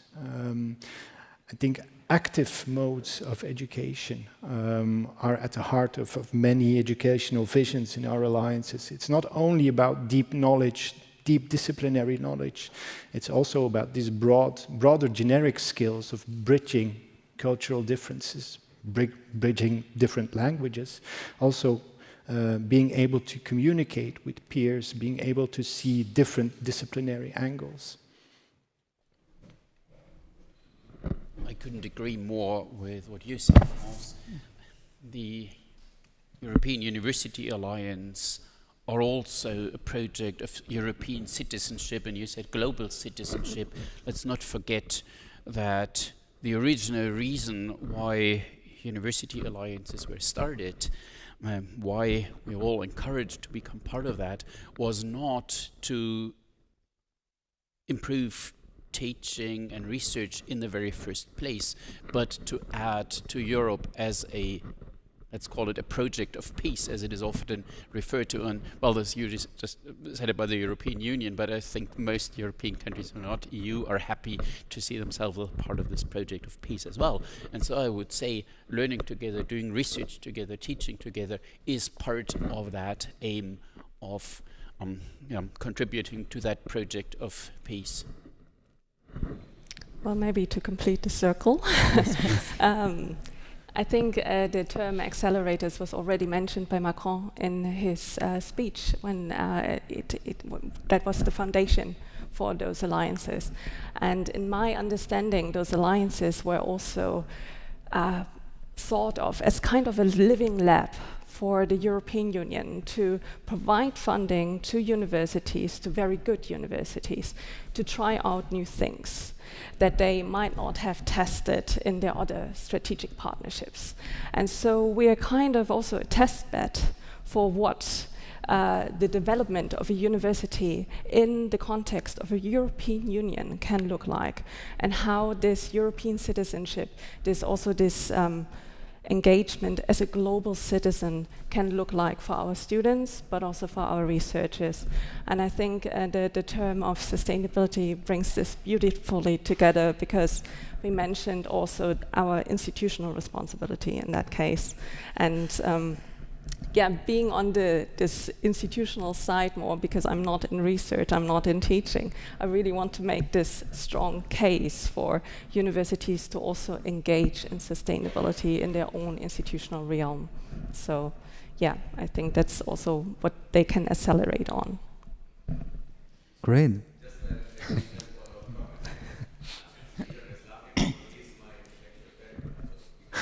3 years before. Okay. Okay. So follow-up comment would be, so to just quantitatively measure the impact of this alliance in future, let's say, can you deliver the university of the single market in let's say by 2030 or 2035, where there will be an institution, an overall institution of this alliance somehow, which can be giving representation, let's say, to the Eastern European states, and this is being headed by, let's say, KU Leuven, most innovative university in the world, let's say, right? The Flemish model is the most successful European university model in the world, we know that. You have IMEC, you have Gustafsberg in medical sciences, and they have billions of euros of funding coming from EU and all these kind of projects. So can this leadership deliver quantitatively in next 10, 15 years an institution, a multilateral institution that will have a representation of an idea of integration of single market or not?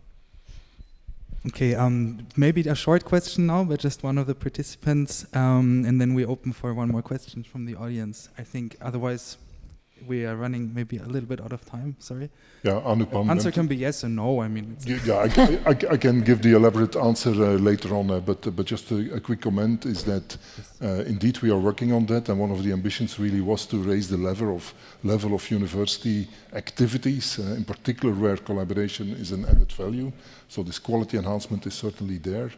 And as far as interaction with our friends and partners in Central and Eastern Europe is concerned, I think all of our alliances have at least one partner there. And in our case, the Jagiellonen University in Krakow is really leading on sustainability by coordinating the Bachelor in Sustainability. So we are working on it.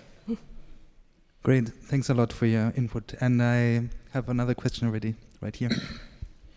Yes, I'm Vincent Blondelet, I'm from the University of Louvain and of Circle U.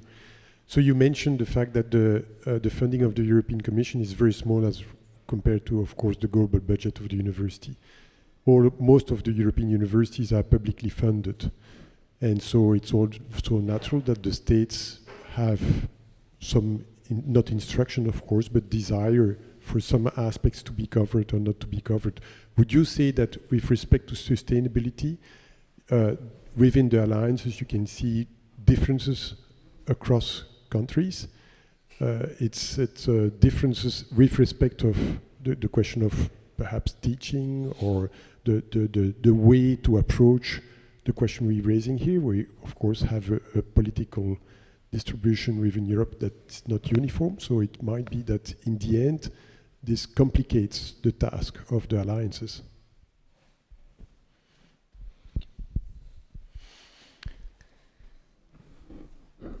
Okay, sorry.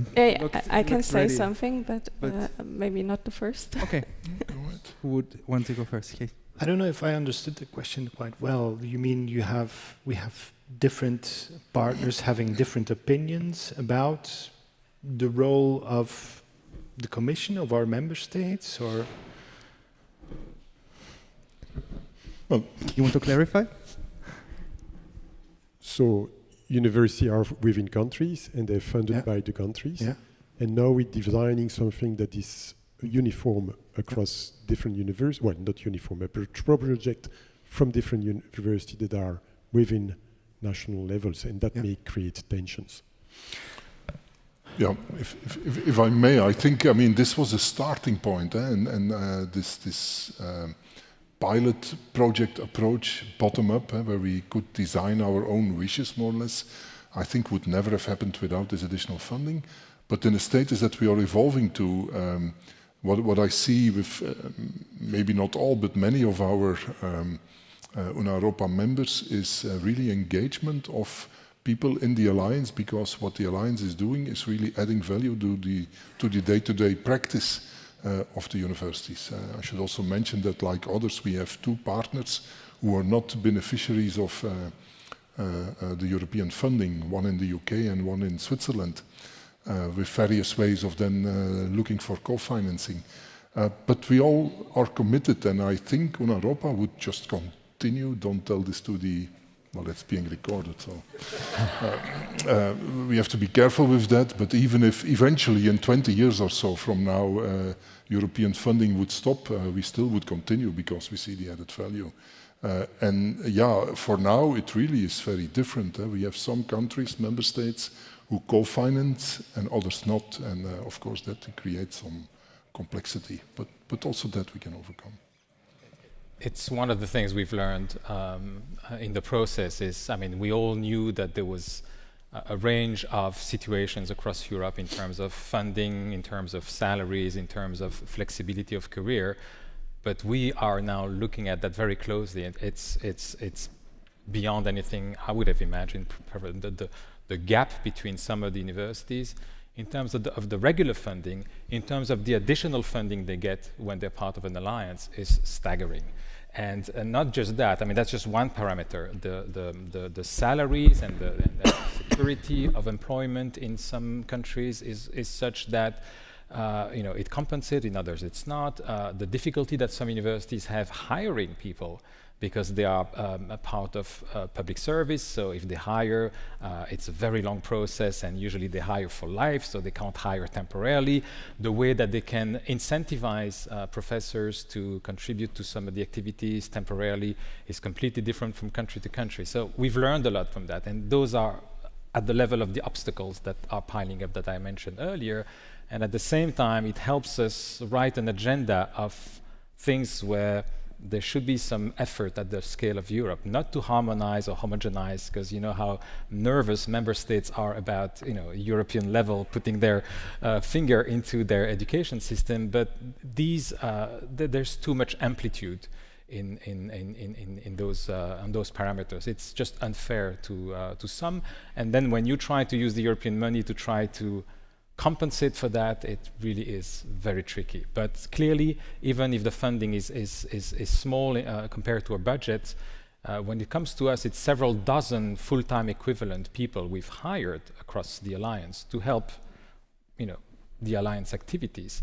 Without the funding, we wouldn't have those people, and then it would be on everyone's, all the staff we have are overburdened. So if you ask them to do the Alliance things on top of it, then it becomes a problem, and they hate you and they hate the Alliance. So we really need those funds to hire people and to make those alliances something that helps our universities overcome their difficulties, not something that adds on to their difficulties. Yes. Yeah. I recognize the different financial capacities we have in our alliance. Some partners have doubled up their financial capacity for the alliance with co-funding. Others have received anything. That creates not tensions, but of course, in terms of staffing, you notice differences. But what is more important to us, I think, is that we see that each university puts pressure on national agencies, ministries, to level up, let's say, other paradigms in other countries. For instance, in quality assurance, for instance, in accreditation, where you see that partners were lagging behind. Slowly, mindsets are changing. And that is good to see. It goes slowly, but things are changing. And that is important to create that European space for education. Single market university is a very long-term goal, but that is indeed the whole idea behind the European Universities Initiative. In terms of funding then, will our alliance remain to exist without funding? Well, there we have the ambition to fully embed our alliance in our central administration. Of course, we have a long way to go there. But that's the idea, that our alliance is really taken up in our organizational culture and is not something on the side, but is part of who we are at Ghent University. Thank you. Yes, we are approaching the end, so I would like the three speakers who haven't spoken, answer to that question yet, still to have a few words, and maybe you can end them also with a final statement of your choice about University of the Future, if you want. But this will be the last round, and then there's going to be the closing statement. Marcel Rubschon? Me? Yeah. Well, I just said the one comment on your question earlier on, that we should not forget we are in a project, we are in a process, we are in experimental space, and a lot of the things that we perceive as challenges now are exactly those things that we needed to find out to bring this whole project forward. So these are results, these are things that we learn about ourselves and that will bring us forward. Our universities are, well, some of our universities are several hundred years old, and they were not built in one day, and so none of the university alliances is. It is a process as any living university is, and so I believe it is a process that will continue and continue, and that's what makes it exciting, by the way. Thank you. Beautiful closing statement. Yes, so maybe commenting on that, I fully sign that, but I would also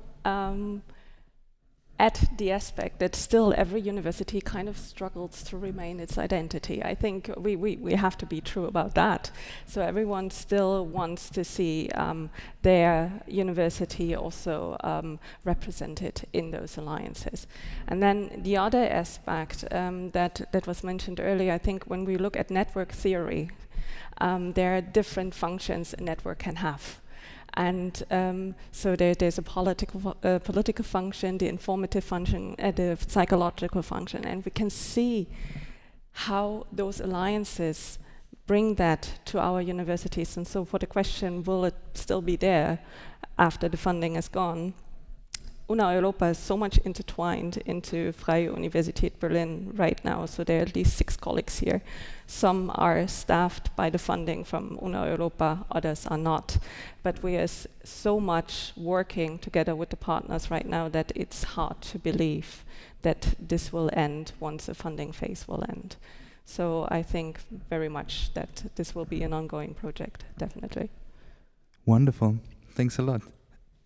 And Laurence Ries? Yes, of course I agree, but I would also say that in the future we can think that if we are able to prove that the model is working, it's really working, we probably other universities which are not part of Alliance right now and probably will not be funded to be part of an Alliance, will have this idea to go with other universities to try to construct something together, even if there is no specific funding to do that.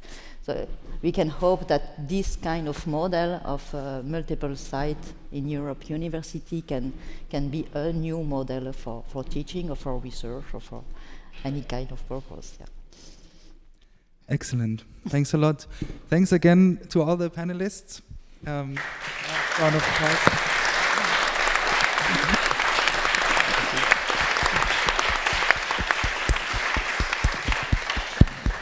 Okay, I would close this discussion for now then, or this round. And Peter Lievens, you have still concluding words.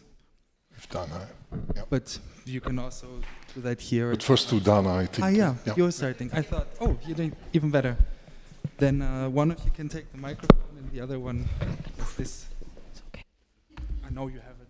And all good. Okay, yeah. Thanks a lot. Thanks a lot.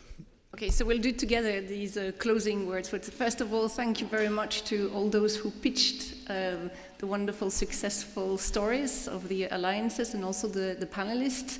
I will start by saying something that Marcel said. So universities are always on a transformative path. Some of us have several centuries of existence and we always had to adapt to global challenges.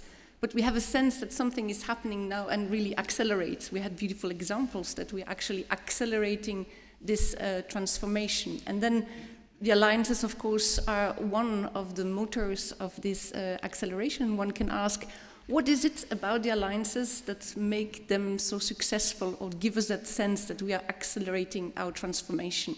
Now, when I was listening to different interventions, I thought of 4 keywords to put it all together, and you probably have your own keywords and we can find more than what I would say, but for these concluding remarks I will stick to these 4 keywords.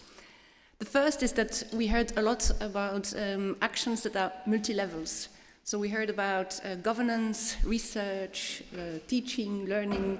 We heard about outreach, societal engagement. So we cross across all the missions of the university. The second aspect that came to mind to me was transversality. So we cross the borders of disciplines. We heard a lot of initiatives that are interdisciplinary. We cross the actual geographical borders. Of course, it's by essence an international project. It's not only EU, it's also way beyond the EU. And it's also cross-sector. So we talked about transdisciplinary and how we engage also with external stakeholders, not just from academia. The third key word that I want to highlight is freedom. There's a sense that within the alliances we're able to do things that we don't feel empowered to do otherwise. And we heard also, well, a lot of creativity from the initiatives. That's also the diversity that emerges in the solutions that the different alliances find. And we heard also the word of agency. So that freedom not only makes us creative, but gives us a way to empower students, researchers, staff, also the governance, to do new things together. And then the fourth aspect, the fourth keyword that came to my mind is dissemination. This is a good example here, how we share good practices, where we can be also honest about hurdles that we find and where we can discuss how we can overcome those hurdles.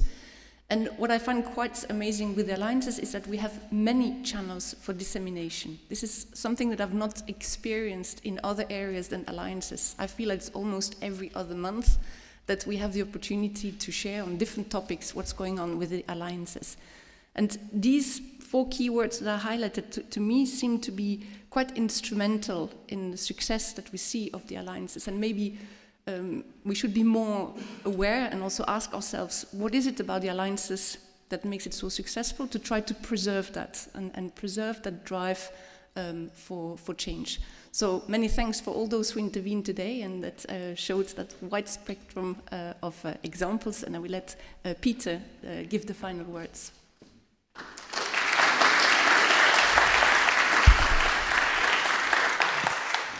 Thank you very much, Dana. Fantastic summary, and difficult to add something to that. But let me start by a quote that I made or gave and also put on Twitter at the time when Twitter was still existing, or still called Twitter, saying it's all about the students. And this is really what I made this quote at the kickoff meeting in Leuven many years ago when we started with Una Europa. And this is really what it is about. It's about the future generation, and this is why we as a universities always want to excel and want to do what we do very well. Of course, I know we also are very much into research and into helping our economies to thrive and so on, but it's all about the students. And in that sense, I was very, very pleased with seeing all the initiatives in the first part of this meeting that are targeting the various kinds of students, but also learners, lifelong learners, and the wider public. Now, if I think about what Una Europa really adds, and I think also the other alliances, towards other types of international collaborations that we all have as international universities, it really is the involvement of the professional staff, of the drivers of our university. If we think about bilateral meetings, research collaborations, exchange agreements, and so on, it's really about getting mobility done or getting research done and so on. But what we see now is that the people who really run our university, who are dealing with the nitty-gritty administrative aspects, making the legal system compliant with what we as researchers and teachers want, those are now finding each other in various groups of staff, and they really are changing a lot in the way we interact with our international partners.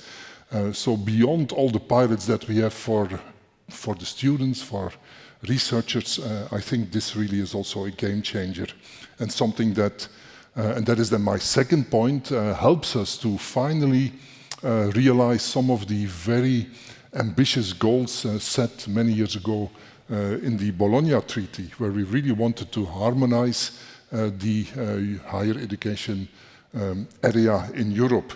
We are not there yet, by far not, but by dealing with some of these issues, I think we are making significant steps forward. And what I would like to mention here again, on the record, is that many of us are now really striving for Europe to take one step further in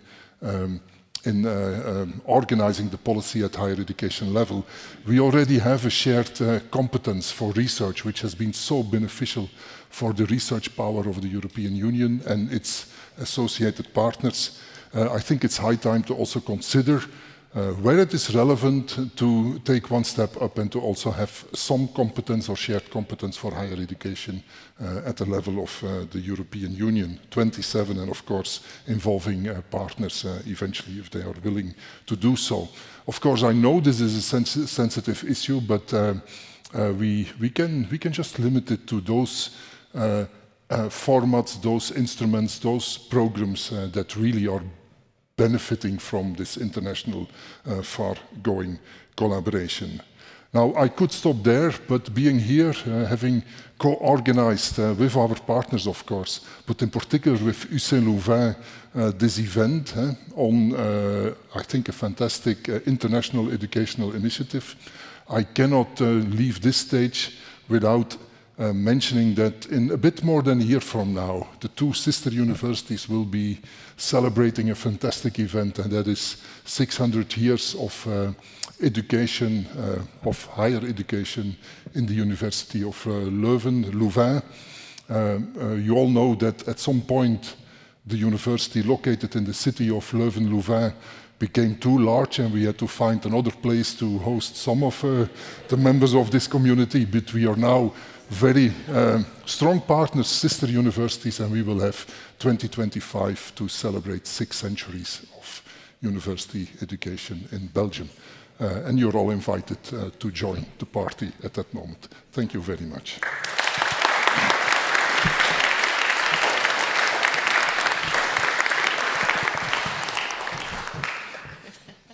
Thank you, everyone. And yeah, I think that was it.